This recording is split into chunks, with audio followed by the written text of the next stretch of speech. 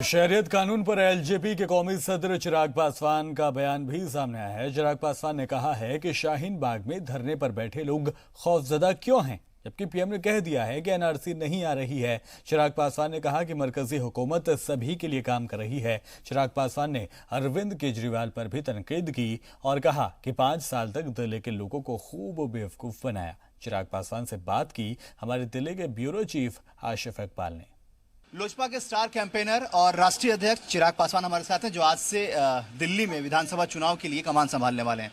चिराग, क्या तैयारी और क्या लग रहा है आपको अपने पूरे दल? देखिए, तैयारी पूरी है और हम लोगों को पूरा विश्वास है कि हम लोगों का गठबंधन दिल्ली में सरकार बनाएगा। उसमें हम लोगों को कहीं कोई संदेह नहीं है। जो केजरीवाल जी के जो 5 साल का वो अपना जिक्र करते हैं कि अच्छे रहे 5 साल, हम लोग भी दिल्ली में ही रहते हैं। दिल्ली के कई ऐसे परिचित लोग हैं, दिल्ली के निवासी, उनसे ही हम लोग को फीडबैक मिलता है कि बातें बहुत हुई हैं, वादे बहुत किए गए, पर उसके आधार पर ज़मीन पर जो चीज़ें दिखनी चाहिए थी उस हिसाब से नहीं दिखी हैं।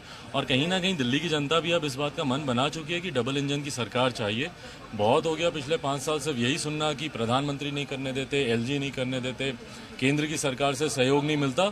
बहुत ये बहानेबाजी पिछले 5 साल में दिल्ली की जनता सुन चुकी है। तो अब दिल्ली में भी उनको चाहिए डबल इंजन की सरकार, ताकि जितनी भी दिल्ली सरकार की योजनाएं हों वो केंद्र सरकार पारित करे, केंद्र सरकार की योजनाएं हों उसको दिल्ली सरकार पूर्णतः उसको लागू कर सके। आयुष्मान योजना इतनी बड़ी योजना, दिल्ली सरकार उसको लागू ही नहीं करती है।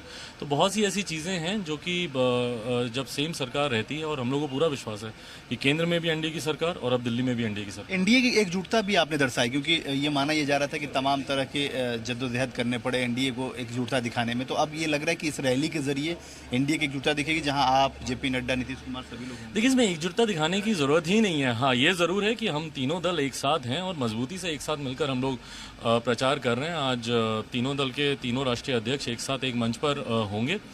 ये एकजुटता दिखाने के लिए नहीं है, बट हाँ, कहीं ना कहीं लोगों के बीच में संदेश देने के लिए है कि भैया गठबंधन पूरी मजबूती से तैयार है दिल्ली में सरकार बनाने। आखिरी सवाल, शाहीन बाग बहुत बड़ा मुद्दा है यहाँ दिल्ली चुनाव में, आपको कितना बड़ा लगता है और क्या उस पर कहेंगे? देखिए, वो मुद्दा बना क्यों, पहली बात तो मेरी यही समझ के परे है कि वहाँ पे लोग जो पिछले 45, 46, 48 दिन से बैठे हुए हैं, कारण क्या है मेरी समझ के परे है। मैं भी जब मीडिया के माध्यम से सुनता हूँ तो पता चलता है कि सीए का विरोध कर रहे हैं, पर क्यों विरोध कर रहे हैं? सीए में ऐसा क्या है जिसका विरोध कर रहे हैं? ये आपकी नागरिकता छीनने का नहीं, बल्कि 3 ऐसे देश जहाँ के अल्पसंख्यक समुदाय के लोगों को नागरिकता देने वाला ये कानून है। तो इसमें भारत के जो निवासी हैं उनका इससे कुछ लेना देना ही नहीं है। हाँ, अब अगर आप एनआरसी का विरोध कर रहे हैं तो एनआरसी का इन एंटीसिपेशन आप क्यों विरोध कर रहे हैं?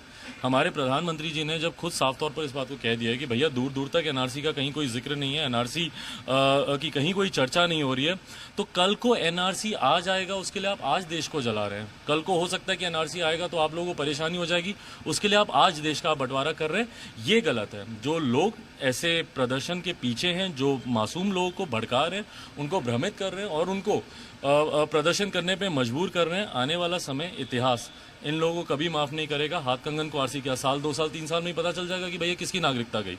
और जब किसी की नागरिकता नहीं जाएगी तो वापस सवाल इन्हीं लोगों से पूछे जाएंगे कि आपने जो पिछले 2 महीने जो आप लोगों ने यहाँ पे बैठ के 1.5 पौने 2 महीना आप लोग जो यहाँ पे बैठे हैं, बच्चों को परेशानी हुई, एम्बुलेंसेस को, मरीजों को हर तरीके की दिक्कत हुई, किस वजह से? आप खुद परेशान हो रहे हैं। मैं वहाँ पे देखता हूँ बुजुर्ग महिलाएं हैं, सब हैं, माएँ हैं, बच्चों, छोटे छोटे बच्चों के साथ। लेकिन सरकार की तरफ से कोई बात नहीं कर रहा है, ये लोग वो लोग कह रहे हैं। नहीं, कल पहल की गई है, मुझे पूरी उम्मीद है कल जिस तरीके से रविशंकर जी के द्वारा पहल की गई है, और मैं बल्कि चाहता भी हूँ कि वहाँ से भी कोई आए तो सामने आए, डायलॉग स्टैब्लिश करे, बताए तो कि भैया परेशानी क्या है, समस्या क्या है।